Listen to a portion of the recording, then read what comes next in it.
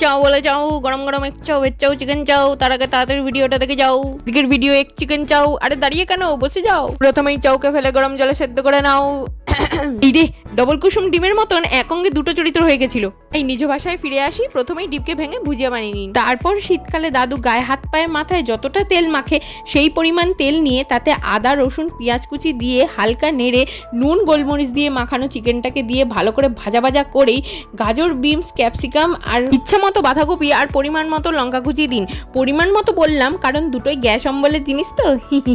তারপর স্বাদ মতো নুন, টক খাওয়ার ক্ষমতা অনুযায়ী ভিনিগার, কালো সস, হাফ চামচ গোলমরিচ, 7 টাকার 1 প্যাকেট চাউমিন মশলা দিয়ে ঘেটে দিন।